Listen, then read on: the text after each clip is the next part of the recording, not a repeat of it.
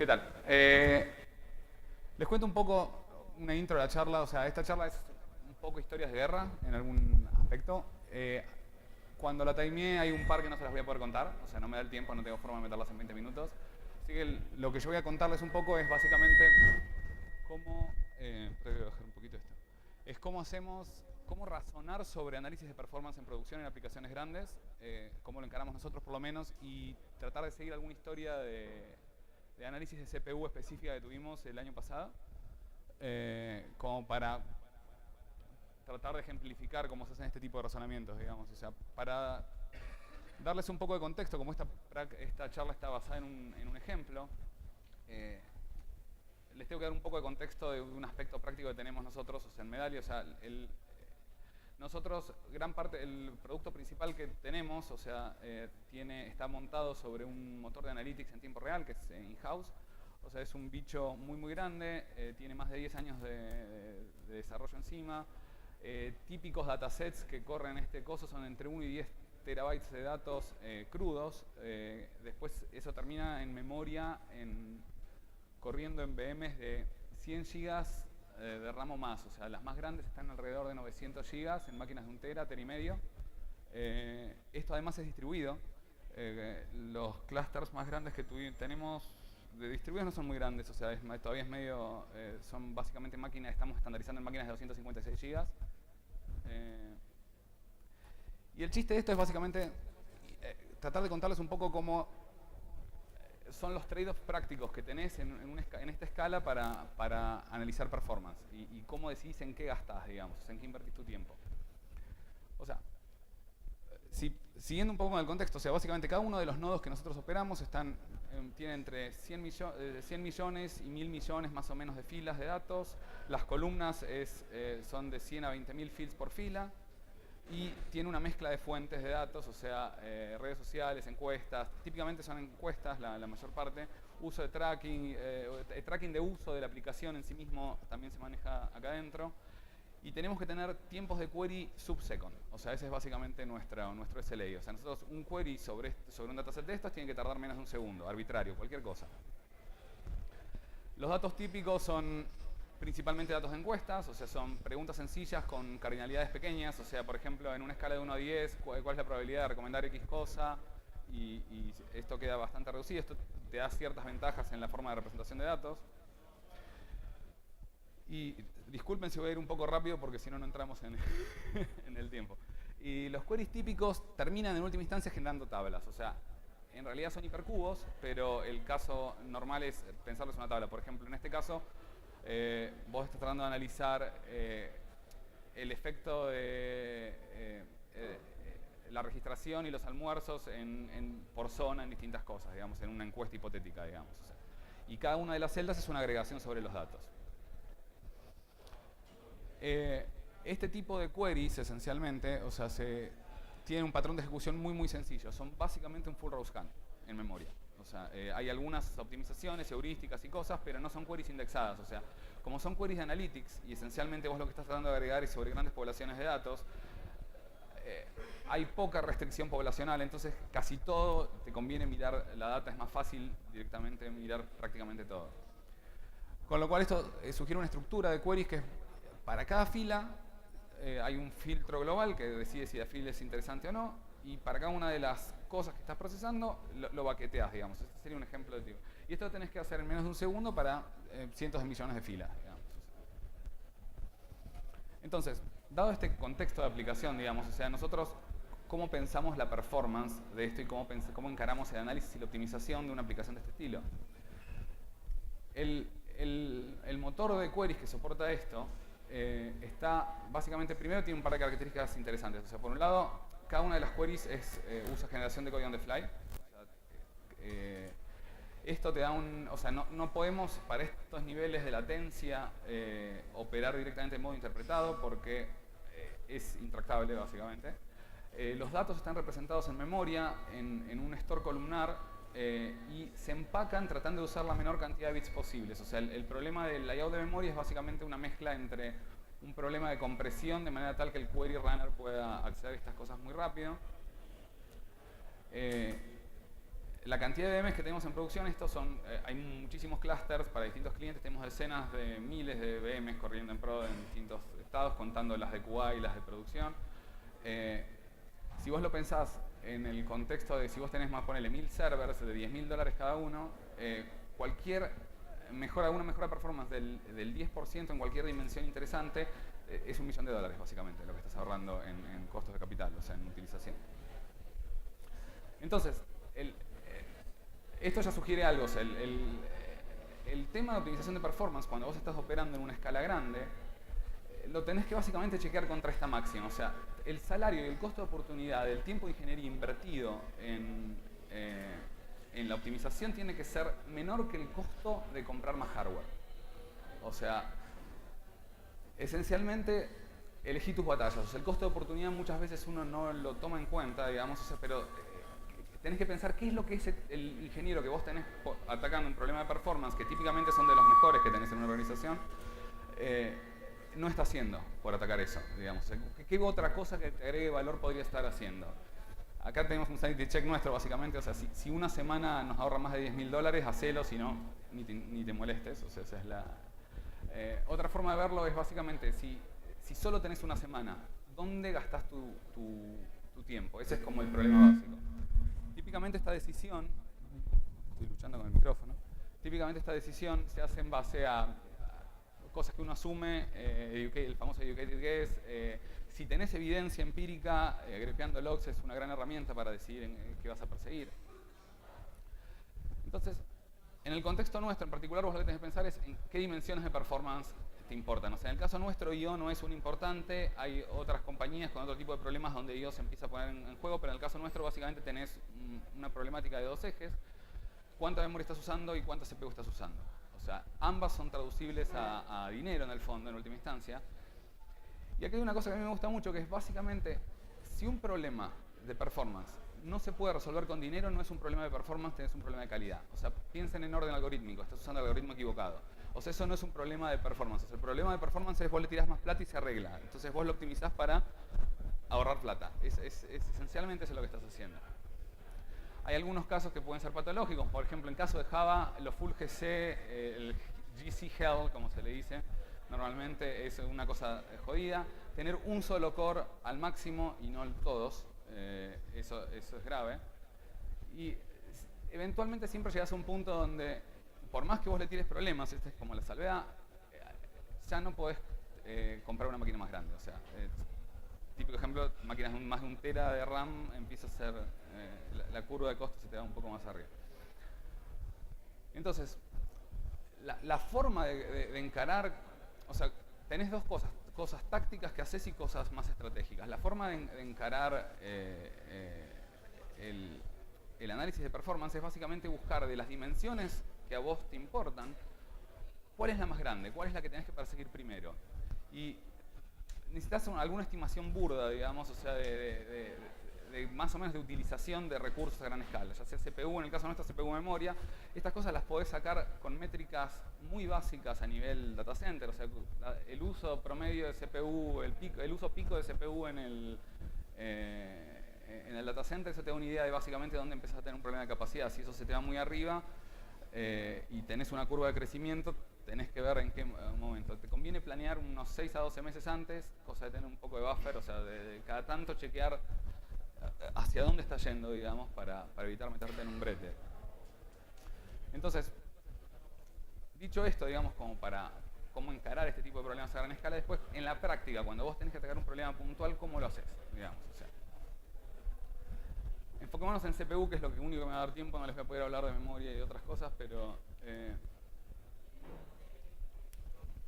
en el caso de Java, vos tenés la JVM que se encarga de traducir el bytecode en assembler esencialmente, o sea, en código de máquina. Y una vez que pasás de las idiosincrasias del lenguaje, de que tenés un garbage collector, que es con objetos, que los lambdas son una cosa mágica de qué sé yo, en el fondo la performance está acotada por la misma cosa que cualquier otro lenguaje. Hay una CPU abajo que va a tener que ejecutar todo lo que vos le mandes. Y las CPUs tienen modelos teóricos muy bonitos, muy sencillos, pero la realidad es horriblemente compleja y te llega a morder de maneras extrañas, digamos. O sea. Entonces, supongamos que estás en una situación donde alguien te da, él me anda lento, digamos. O sea, vos lo único que tenés es un sistema y te dicen anda lento, porque rara vez tenés mucho más que eso, digamos. Entonces, la forma de encarar cualquier problema de análisis de performance es siempre arrancar con una vista del sistema. Nunca asumas nada. O sea, mirá el sistema, medilo y fíjate. No alcanza con, por ejemplo, fíjate cuántos CPU estás usando, pero no alcanza con ver un número global, tipo el porcentaje total porque vos tenés un server grande con 32 cores y solamente uno está maximizado, que es la causa que está el palo, digamos. Eso a vos en la vista global te aparece como 3% de carga si los demás están idle. Entonces es una cosa que no te da mucha data. Siempre anda a mirar core por core, básicamente. Si ninguno está al máximo, no tenés un problema de CPU. O sea, puede ser que el problema sea de I/O o tenés un problema, Dios no quiera, de sincronización distribuida, que eso es otra cosa. Pero a priori no asuman nada, o sea, observen, digamos, la máquina. Una vez que confirmaste que efectivamente tenés un problema de CPU, una herramienta que, asumiendo que casi todos están corriendo algún Linux en los servers en producción, que es lo que poca gente creo que queda que corra otra cosa, pero corre perf, básicamente. O sea, perf directamente usa los contadores de performance de Intel que vienen con la CPU, está basado en eventos y está basado en muestreo, o sea, básicamente muestrea a una cierta frecuencia. Lo lindo es que te graba el punto de ejecución de todos los threads a nivel de CPU y tenés los stack traces para mirar después. La macana con perf a priori, sobre todo si lo estás usando en el contexto de Java, es que está diseñado para códigos C++ para debuguear el kernel, es para analizar originalmente problemas de performance del kernel. Entonces, necesitas símbolos para poder traducir los datos, los punteros básicamente en memoria a esto es la línea 11 en tal file. Entonces, con Java tenés un problema porque como Java tiene un just-in-time compiler, no tenés símbolos estáticos, entonces los símbolos van cambiando a lo largo del tiempo. Por suerte hay un par de librerías que se pueden usar que te permiten inspeccionar usando perf códigos de Java corriendo, aplicaciones Java corriendo y tener los símbolos bien y poder ver dentro del código Java un poco. Sí. El tema con estos tools en general es que hay ciertas situaciones donde la VM decide recompular todas las cosas, entonces te puede quedar resultados raros. Si tenés mala suerte en eso, hay alguna cosita que te puede pasar. Sobre todo, esencialmente cuando el code cache es colectado por basura, te puede pasar que los números no den mucho. Esto es una típica salida de perf con el primero de estos dos plugins. O sea, básicamente lo que se ve en la primera fila, el 73% del tiempo está en Java, en código de Java propiamente dicho. Después tenés un 10% en código nativo dentro de la VM. Si miran, hay un 5,15% en el compiler thread, básicamente, que eso es básicamente hotspot compilando. Después tenés un otro 5% en el garbage collector. Y después no hay mucho más que se pueda sacar de acá. O sea, básicamente vos tenés 73% en código, si bien el nombre del método, esto es el código de carga de datos, por ahí vale la pena optimizar este código. 5% en compilación de JIT. En el caso nuestro, nosotros hacemos generación de código on the fly, entonces por ahí habría que cachear mejor estas clases o encontrar formas de reducir el trabajo al compilador con el código dinámico.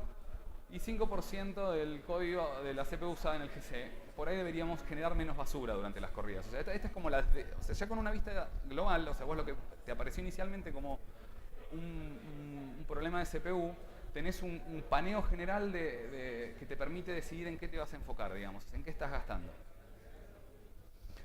O sea, lo lindo de perf es que hay poco que se le pueda ocultar, o sea, genuinamente. O sea, el bicho está viendo todo como está, digamos. O sea, hay alguna salvedad ahí, si estás corriendo en las máquinas virtuales, lo trulan un toque. Si estás sobre hardware de verdad, andas bien. Entonces, por ejemplo, ¿cómo haces el proceso de decisión? Si lo que vas a targetear es mejorar, acá viene como un punto donde cambias de herramienta. O sea, si vos lo que vas a perseguir es el tiempo de CPU en código Java, hay dos herramientas muy buenas, JFR y Mbtune. Las dos son comerciales, con algunas salvedades. Hay alternativas, yo voy a hablar de las dos comerciales porque tengo las licencias, pero... y si vas para Garbage Collection, si el tiempo es en Garbage Collection, tenés que ir a optimización de memoria, básicamente en reducción de basura. Se usan algunas de las mismas herramientas. Y si vas a optimizar hotspot, es un poco más larga la explicación, no voy a llegar a hablar de ahí. Pero en este caso, por ejemplo, teníamos 80% de CPU en código Java, más o menos.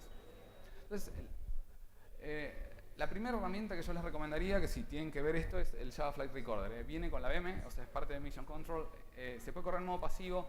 Si la compran server por server es cara, si son ESBs es barata, o sea, podés tener todo producción algo así por $5.000, una cosa así. O sea, no es una cosa que es terriblemente cara. Pero se puede usar, con la salvedad de que no soy abogado, en entornos de testeo, mientras no los uses en un server vivo. Nosotros lo tenemos para todo pro. Lo bueno es que no tenés que restartear nada. O sea, vos en cualquier momento podés atachearte a una VM y mirar lo que está haciendo, digamos. O sea, una vista de CPU típica te muestra el porcentaje de uso de CPU en un árbol. Acá, por ejemplo, el tiempo era en el inflate que es un loader de unos datos que hay abajo, el mini RT loader ese que se ve ahí abajo. Es como la fuente, por ahí vale la pena optimizarlo. Lo lindo es que cuando vos podés ver la CPU te deja ver también muy bien dentro del código cómo llegaste hasta ahí. Esta es una herramienta que arrancás de arriba hacia abajo, la vista, se busca el primer bottleneck y después de ahí empezás a mirar qué más hay. No tiene gran soporte de tiempos de GC, de I/O y de tiempo de kernel. Tiene algunas cosas, o sea, tenés que empezar a operarlos medio indirectamente. El traqueo de eso, cuando lo activas, es extremadamente caro, entonces tenés que... o sea, para usarlo en producción tenés que ser cuidadoso, o sea, tenés que ocuparte básicamente el tiempo, configurarlo correctamente. La desgracia es que solamente te muestra el tiempo gastado en código Java, entonces si tenés que ver otra cosa más abajo, que ya no es fácil de ver, o sea, es a nivel método, tenés que cambiar de herramienta en ese punto. Nosotros usamos esto para atacar básicamente dos categorías de problemas, o sea, errores simples, o sea, llamás una función dentro de un inner loop de una cosa demasiadas veces. Tanto con perf como con JFrog vas a encontrar esto te va a salir en cualquiera de los dos tools y te va a salir también incluso si hicieras thread dumps y muestrearas vos a mano, esto generalmente suele ser obvio. Pero por ejemplo, a nosotros cuando empezamos a encontrar el límite es en el segundo problema, que es cuando estamos corriendo los queries compilados que ya les dije antes. O sea, el 95% de la CPU te pasa en un método que se llama process, que es una clase generada on the fly. Tiene 100 a 1000 líneas de código súper denso que está hecho para performance, no para que un humano lo siga. Y ahí la quedaste, digamos. O sea, y ahora, ¿cómo seguís de acá, digamos? O sea, ¿cómo hacemos para mirar más adentro? Ahí es donde saltamos a la otra herramienta. IntelliTune es comercial, hay versiones de prueba, o sea, si tienes un problema puntual por ahí podés hacerla con una versión de prueba, pero sale más o menos $1000 la licencia si la querés usar. Si tenés un problema áspero en producción en escala más o menos grande, si te ahorra un día de trabajo, por ahí te conviene. Siempre hay que pensar esto en el tema, es mucho más detallado y es mucho más intrusivo que perf y Vtune. O sea, no experimenten con esto en producción, un setting incorrecto te crashea la máquina a nivel de hardware, o sea, se te va a tirar el kernel abajo. Tiene clientes para OS X, Linux, Windows, para todo. O sea, vos básicamente podés hacer los dumps en una máquina, en un sistema operativo y analizarlos en otra. No tenés que andar cambiando. En este caso, por ejemplo, les voy a ir con un ejemplo que tuvimos hace unos meses. Que básicamente estamos agregando un nuevo tipo de query. Es una especie de un valor multivaluado en un set. Un poco más complejo. Estábamos tratando de hacer un grafo. Era una cosa... Estaba dentro del inner loop un hash map muy rápido. Pero era muy chiquito, digamos, o sea, entonces estábamos en la fase, digamos, lo habíamos medio relanzado, pero estaba un poco lento. Entonces, esto es lo que se veía en Vtune. O sea, básicamente vos lo que ves arriba es que 75 segundos tenés en process, que es el código generado de la query, de golpe hay 20 segundos gastados en una llamada clamp, dentro del mapa este rápido específico para este tipo de query. Clamp básicamente lo que hace es se asegura de que, viste, haga un wraparound dentro de un hashmap, digamos. Entonces, es curioso eso llama mucho la atención. Entonces, nos ponemos a mirarlo un poco. Para dentro de esos 20 segundos esto es lo que hacía Clamp, básicamente. Agarraba una clave, le sacaba el signo y lo sacaba módulo algo. 20 segundos. Entonces, nos vamos mucho más abajo. O sea, Vtune te deja irte ya al nivel de la CPU partiendo desde el código Java y te logra atar las dos cosas juntas. En este caso, si vos vas viendo las corridas de cosas, esto es básicamente la función clamp vista a nivel de bloques en Assembler. Vemos que hay 16 segundos acá de tiempo. Y vos pensás, lo primero que pensás es, pará, esto es un stall, o sea, ¿él está esperando por memoria esto? No. En este caso, hago un pequeño break, o sea, las CPU ya no son componentes. Yo les decía que el modelo real es un poco más complejo que el hipotético. O sea, desde los 70 básicamente que no ejecutan una cosa por vez. Las CPU modernas generalmente tienen pipelines superescalares. Lo que tienen es tratan de hacer tanta cosa como sea posible de manera especulativa. Entonces, la forma de pensar las instrucciones es como que cada instrucción es un future y que lo único que se mide acá es el dispatch del future este. O sea, vos lo despachás, entonces vos para despacharlo, en ese momento por ahí necesitas alguna dependencia de algún dato específico dependiendo de la instrucción, pero si no, lo despacha y lo deja avanzar. Entonces, vos no esperás por el resultado, o sea, vos no esperás hasta que no lo necesitas el resultado. Entonces, todo este análisis de dependencia lo hace internamente la CPU, vos no lo ves directamente. Entonces, en este caso, el move que parecía que gastaba mucho, en realidad está esperando por el resultado de la división anterior. Y esta división anterior, si ustedes recuerdan, el clamp, lo único que había era el módulo, ese es el tema de división. Entonces, este es el punto débil de las CPUs. Entonces, lo único que hace fíjate que esto porque parece que es muy rápido, en realidad lo único que hizo es mandar el comando, pero esto ¿ya estoy en 5? Ya termino. Entonces, básicamente lo que hicimos en este caso, si se acuerdan el nombre de la clase, era versión 1 y si implementamos 8 versiones distintas, la versión 4 es la que sobrevivió. Básicamente lo que cambiamos es el mapa, hacerlo de potencias enteras de 2 y usando una constante de NUT, básicamente para tener mejor dispersión de valores, y logramos hacer un 40% de tiempo de ejecución haciendo ese tipo de análisis.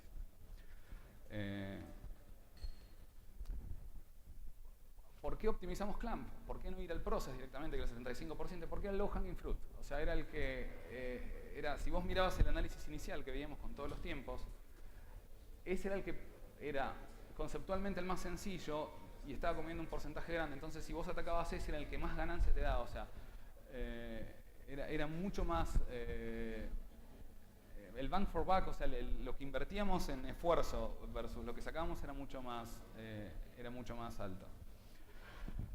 Hay una contracara de esto, que es el caso de lo que teníamos, parecía un problema de memoria enmascarado, pero en realidad era un problema de CPU, o sea, nos habíamos quedado sin unidades de división. Hay un dual de esto, que es, por ejemplo, por ahí tenés un add lento, y en realidad la forma de detectar esto, de que si es el add o no, es junto con las herramientas estas de profiling, grabar la cantidad de misses de caché de bajo nivel. Si tenés muchos misses de caché de bajo nivel, hay que repensar el problema. O sea, el ataque de este tipo de cosas es distinto, tenés que pensar la estructura del problema diferente, pero no me voy a meter en esto. Si quieren, charlamos después, me buscan, hablamos de lo que les quede. Entonces, sorry que no puedo hacer los de memoria y los de GC, no me da el tiempo. Lo quieren charlar, me buscan en el stand de Medallia por ahí abajo o preguntan. Esencialmente, el ataque es muy parecido. O sea, vos lo que tenés que pensar es como un árbol de decisión. O sea, vos tenés las mismas herramientas, te pueden servir para las dos cosas. Por ejemplo, el caso de memoria, en tasas de alocación altas, tools como JFAR te permiten ver los puntos de reserva, la cantidad de eventos de donde alocas objetos, y es muy similar al análisis de CPU. O sea, te permite ver la generación de basura. Eso también se manifiesta como un problema de CPU en el coso. Si necesitas meterte más adentro, digamos, por ejemplo, cache misses, o estamos en el caso, necesitas ya irte a herramientas tipo Perfibitune. Si querés realmente ver en qué está gastando tiempo el garbage collector dentro de la VM, o sea, ya es un análisis un poco más pesado, más bajo, también te tenés que ir a herramientas más nativas. En el fondo, el mensaje que les quería dejar es básicamente optimicen para costo, o sea, optimicen su optimización, o sea, la inversión de tiempo que van a hacer, traten de sacar la mayor ganancia posible. Siempre es preferible una ganancia de un 1% en una hora, sobre todo en escala, que 20% en un mes si estás corriendo, digamos. O sea, y bueno, eso. Bueno, muchas gracias. ¿Preguntas? ¿Alguno tiene una pregunta? Los maté. Muy rápido. Puede pasar. Bueno, aplausos para Juan Cruz.